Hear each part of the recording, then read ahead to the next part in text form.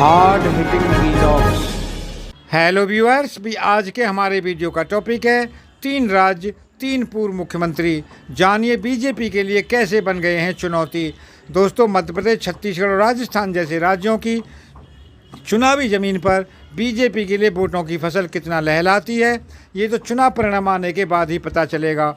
लेकिन इन 3 राज्यों में 3 पूर्व मुख्यमंत्रियों को कैसे मैनेज किया जाए, पार्टी के लिए फिलहाल बड़ी चुनौती बना हुआ है। मध्य प्रदेश में पूर्व मुख्यमंत्री उमा भारती ने खुलकर नाराज़गी जाहिर कर दी है।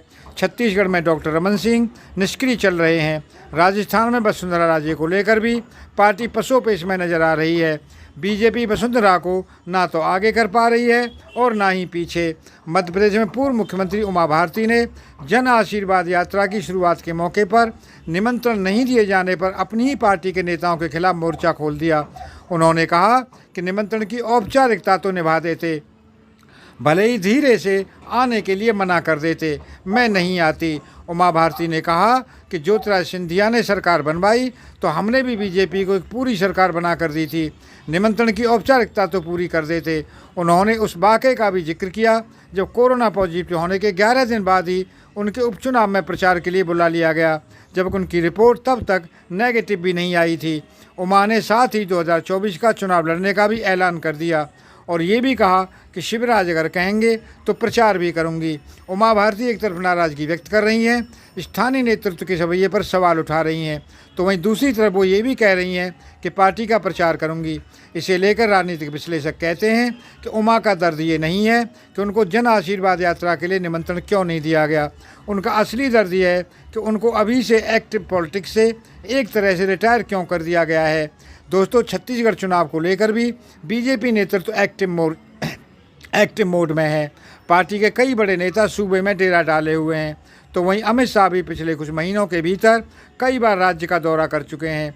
बीजेपी तो एक्टिव है, लेकिन 3 बार के मुख्यमंत्री डॉक्टर रमन सिंह उतने सक्रिय नज़र नहीं आ रहे, इसे लेकर भी सवाल उठ रहे हैं। रमन की निष्क्रियता के सवाल पर छत्तीसगढ़ के पत्रकार कहते हैं कि पूर्व सीएम की पकड़ अब न जनता पर उतनी मजबूत रही और ना ही पार्टी पर। तीसरे कार्यकाल के दौरान उनकी सरकार पर भ्रष्टाचार के भी कई आरोप लगे थे। ऐसी इमेज बन गई थी कि सरकार अफसरशाही चला रही है। बीजेपी को चुनाव में इसका नुकसान भी उठाना पड़ा और पार्टी 15 सीटों पर सिमट गई। रमन सिंह के एक्टिव होने से पार्टी को कोई लाभ नहीं होना और नेतृत्व ये समझ रहा है कि रमन के पास अब कोई खास वोट बैंक नहीं है। राजस्थान की राजनीति में कभी बीजेपी का पर्याय रही वसुंधरा राजे अपनी खोई जगह पाने की जद्दोजहद में जुटी हैं। बीजेपी सरकार की विदाई के बाद से वसुंधरा पोस्टर से गायब हो गई थी। वसुंधरा और राजस्थान बीजेपी में चली लंबी खींचतान जग जाहिर रही।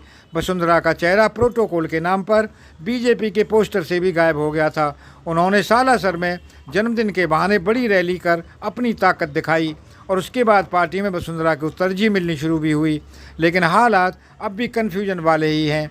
बीजेपी मुख्यमंत्री के लिए चेहरा घोषित करने में हिचक रही है। सामूहिक नेतृत्व के फार्मूले, पीएम मोदी के नाम और काम पर वोट मांगे जा रहे हैं। परिवर्तन यात्रा के संयोजक राजस्थान बीजेपी के पूर्व अध्यक्ष अरुण चतुर्वेदी ने यह भी कहा कि यात्रा का चेहरा संगठन है। वसुंधरा राजे ने 2003 के चुनाव से पहले मंदिर में दर्शन पूजन कर परिवर्तन यात्रा की शुरुआत की थी।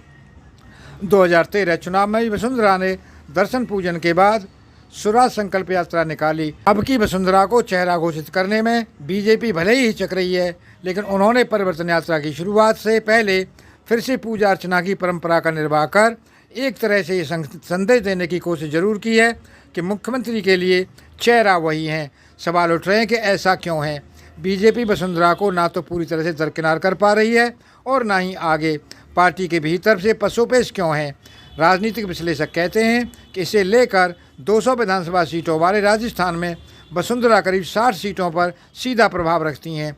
वसुंधरा का राजपूत और जाट वोटर्स पर तो अच्छा प्रभाव है ही, जाति समुदाय की भावना से ऊपर उठकर हर जाति वर्ग की महिलाओं में भी वो लोकप्रिय हैं।